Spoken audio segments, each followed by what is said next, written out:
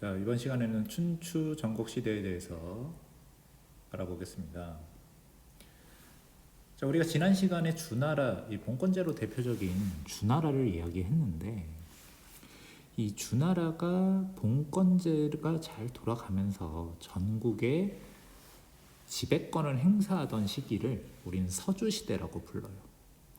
근데 이 주나라의 권위가 약해지고 제후들의 힘이 커져버린 이 시기를 춘추시대, 그 이후에 그나마 남아있던 권위가 완전히 사라지고 강력한 제후들이 서로 자기네들을 왕이라고 칭했던 시기를 전국시대라고 부릅니다. 자, 그럼 주나라는 왜 쇠퇴했느냐? 우선 봉건제를 통해서 주나라가 중국을 다스렸는데, 이 봉건제가 시간이 갈수록 약화가 돼요. 왜냐하면 친척들을 보내서 봉건제를 한 건데, 시간이 갈수록 한 200년, 300년 지나면 예전에는 가까운 친척이었지만 그냥 조상만 공유하는 사람이 돼버리잖아. 그러니까 이 사이가 멀어지게 됐다. 그래서 주나라는 국력이 약해진 데다 이민족이 침입했을 때 제후들이 예전처럼 주나라를 도와주지 않았던 거지. 그래서 이 이민족의 침입을 받은 주나라 왕실은 수도를 서쪽에 있는 호경에서 동쪽에 있는 나급으로 옮기게 됩니다.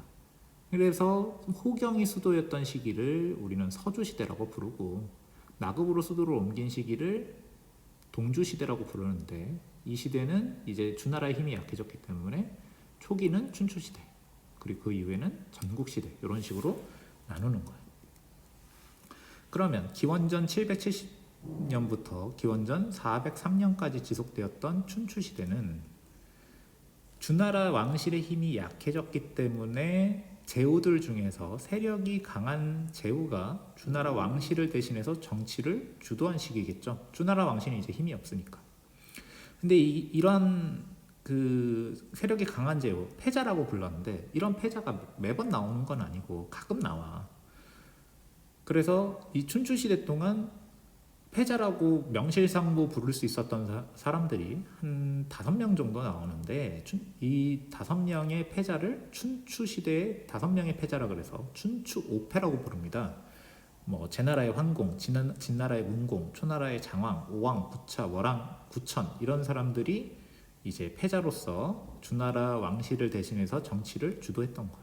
같은 시대에 동시에 나온 사람들은 아니고, 시간이 가면서 그 다른 시대에 활동했던 패자들이다, 이렇게 생각을 하면 돼. 춘추시대 동안. 그래서 아까 얘기했듯이 패자는 주나라의 왕을 대신해서 전국의 제후들을 모아서 회의를 주도합니다. 이렇게 제후들이 모인 회의를 회맹이라고 불러. 모여서 뭘 했느냐? 존왕양이를 주장했다고 하는데, 존왕양이는 무슨 뜻이냐면, 존왕은 당연히 주나라 왕을 존중한다. 모시자. 제후들이 주나라 왕을 모셔야 되는데 이게 잘 안 되니까 패자인 내가 가서 이 존왕을 실천하도록 하자. 그러니까 한마디로 그냥 거칠해지, 이런 건. 양이는 뭐야? 중국 주변 지역에 이민족들이 있으니까 이 이민족들을 제후들의 대표로서 패자가 군대를 동원해서 물리치자. 그러니까 주나라 왕을 대신해서 주나라 왕처럼 역할을 했다, 이렇게 생각을 하면 돼. 하지만 춘추시대는 제후들끼리 이제 대립이 점점 심해져서 많은 제국들이 멸망한 시기였다. 자, 그 다음 시기는 이제 전국시대입니다. 기원전 403년에서 기원전 221년까지 지속되었던 시기인데, 이 시대는 더 치열해졌어. 사회가 더 각박해지고 경쟁이 더 치열해진 시기야. 그래서 이 시기를 약육강식과 하극상의 시기라고 부르는데, 약육강식은 약한 자가 강한 자에게 잡아먹힌다는 거야. 제후국의 숫자 변화를 보세요. 주나라 시절에는, 서주 시기에는 500개가 넘는 제후국이 존재했는데 춘추시대로 가니까 200개로 줄었어. 그럼 300개는 어떻게 된 거야? 잡아먹히거나 멸망을 한 거지. 근데 춘추시대에 200개나 있었던 제후국이 전국시대가 되니까 7개밖에 안 남았단 말이지. 그만큼 경쟁이 치열해지고 약한 나라가 강한 나라에게 잡아먹히는 게 비일비재했었단 말이야. 하극상은 뭐냐? 이 낮은 곳에 밑에 있는 사람이 위에 있는 사람을 쫓아내고 자기가 그 자리를 차지하는 거를 하극상이라고 불러. 세력을 키운 신하가 제후의 자리를 빼앗는 식이에요.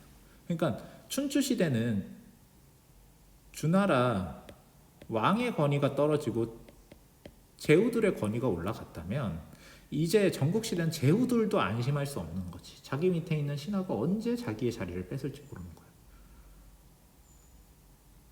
그리고 제후들도 당연히 자기 위에 있는 하극상의 시기니까 주나라 왕 완전 무시하겠지. 그래서 이제는 원래 춘추 시대만 해도 주나라 왕만 왕을 칭했는데 이제는 제후들이 스스로 자기가 왕이다 이렇게 칭하기 시작했다는 거죠. 주나라는 완전히 무시를 당한 거예요. 그래서 이 전국 시대에는 무한 경쟁 시대이기 때문에 각 제후국들은 살아남기 위해서 어떻게든 나라의 힘을 강화시킬 필요가 있어. 그래서 부국강병을 추진했다고 하는데, 자, 부국이라고 하면 경제력을 강화시키는 거지. 그래서 경제력을 강화시키기 위해서 무엇을 했느냐? 부국을 위해서 무엇을 했느냐? 철제 농기구를 만들고 우경을 보급했다고 합니다. 우경이 뭐냐면 소를 이용해서 농사를 짓는 거야. 그러니까 이 시기는 농업 생산력이 국가 경제력의 중심이었던 시기이기 때문에 나라를 부유하게 만든다는 건 농업 생산력을 어떻게 늘릴 것이냐 그런 얘기란 말이에요. 그리고 관계시설을 건설했다. 자, 관계시설이라는 거는 농지에 물을 공급하는 것을 이야기하는데 옆에 나와 있는 이 그림이 춘추시대에 전국시대에 만들었던 도강원이라는 관계시설이란 말이에요. 그러니까 원래 강이 이렇게 흐르고 있는 강의 물길을 이쪽으로 돌려서 강이 이렇게 얘네들은 그냥 흐르는 강이고 강의 흐름을 약하게 만든 다음에 일부의 물줄기를 농토로 보낼 수 있도록 시스템을 만든 거지. 이렇게 들어간 물이 넓은 땅에 물을 공급하면서 농사를 원활하게 지을 수 있게 도와주는 거란 말이에요. 이게 현재 남아있는 도강원의 사진입니다. 그러니까 이런 거대한 관계 수로를 춘추시대, 전국시대, 특히 전국시대 이런 걸 만들어서 농업 생산력을 많이 늘리게 되는 거지. 자, 그리고 상업과 수공업도 발전해서 대상인이 출현하고 금속 화폐를 사용하고 대도시가 등장합니다. 대도시가 등장하려면 농업 생산력이 뒷받침되어야 된단 말이야. 그리고 거기에 모인 사람들이 그냥 손가락 빨고 살진 않잖아. 대도시에서는 뭘 했겠어? 당연히 상업과 수공업에 종사하는 사람들이 많았겠지. 자, 그리고 군사력을 강화시켰는데 유목민의 기마술을 도입합니다. 그래서 이 말은 유목민이 잘 타기 때문에 중국 애들이 자존심을 접고 유목민의 문화를 좀 받아들여. 대표적으로 바지를 받아들였다 그래. 유목민의 복장으로 의복제도를 바꿨다 그랬잖아. 이게 옷 바꾸는 게 너무 엄청 힘든 일이에요. 간단한 일이 아니야. 왜냐하면 당시 중국 사람들은 역시 자기와 다른 민족들을 오랑캐라고 여겼는데 자진해서 우리가 오랑캐 옷을 입어야 된다 그런 걸 받아들이기가 힘들었겠지. 하지만 당시 시대는 강하지 않으면 살아남을 수 없는 시대이기 때문에 자존심이고 뭐고 없이 군사력에 쓸모 있다고 하면 이민족의 문화라도 그냥 받아들인 거란 말이야. 원래 옛날 사람들 바지를 안 입었단 말이야. 중국에서는 이렇게 바지를 입어야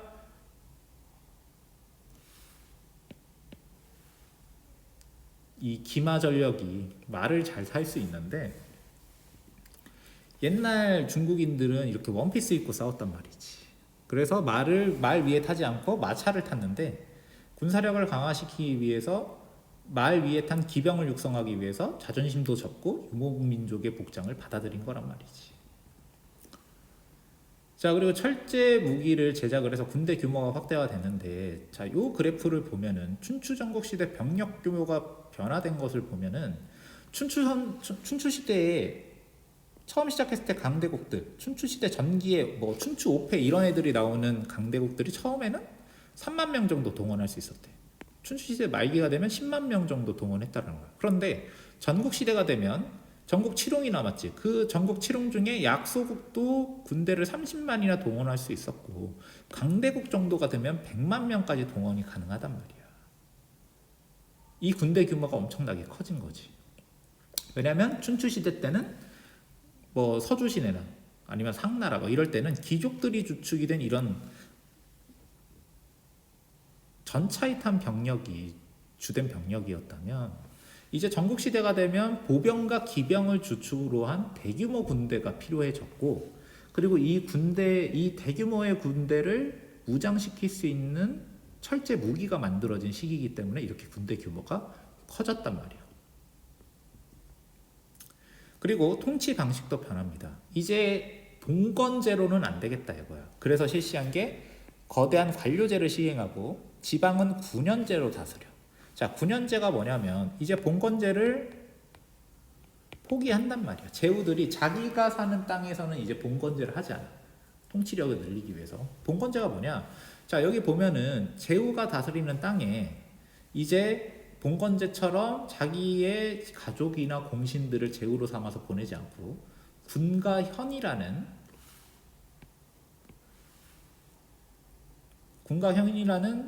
지방 기구를 만들어서 여기에 관리들을 파견하는 게 군현제란 말이에요. 그러면 관리는 봉건제의 제후와는 달리 대대손손 그 땅을 다스리는 게 아니고 왕이 파견해서 잠깐 다스린 다음에 왕이 돌아오라고 하면 다시 돌아와야 되는 왕에게 직속된 신하기 때문에 왕이 자기 땅을 다스릴 때 통제력이 더 강해지는 결과를 가져오게 된단 말이지. 통치력을 강화시키기 위해서 군현제를 실시를 한 거야. 자, 그럼 이렇게 관리가 될 사람들이 필요하겠지. 근데 춘추 시대에는 사계층과 제자백가가 출현하면서 이렇게 관리로서 활동할 수 있는 사람들이 늘어났어. 자, 살아남는 게 중요하기 때문에 전국 시대에는 신분이나 뭐 혈연과 관계없이 능력이 뛰어난 사람을 관료로 선발했단 말이야. 외국 사람이라도 그냥 관료로 선발을 해버려. 그래서 이런 신분을 가리지 않고 관리를 선발하는 경우가 엄청나게 많아졌기 때문에 자기의 지식과 학문을 키워서 어떤 나라든지 가서 활동하면서 관리로서 활동하려고 하는 사계층이 성장한단 말이야. 그러면 이 사람들이 뭔가 자신의 능력을 증명을 해야 될 거냐. 어디 가서 배워서 이렇게 내가 관리로서 활동할 수 있다라고 강조를 하냐면, 제자백가로 대표되는 사상가와 학파가 출연해서 여기서 배운 사람들이 사계층이 돼서 관리로서 활동을 한단 말이지.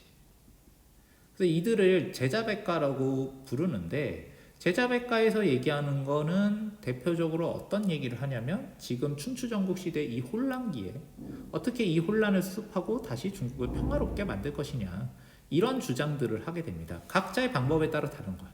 유가는 뭐 예의와 위계질서를 되살려서 주나라 때 평화로운 시대로 돌아가자, 이게 유가야.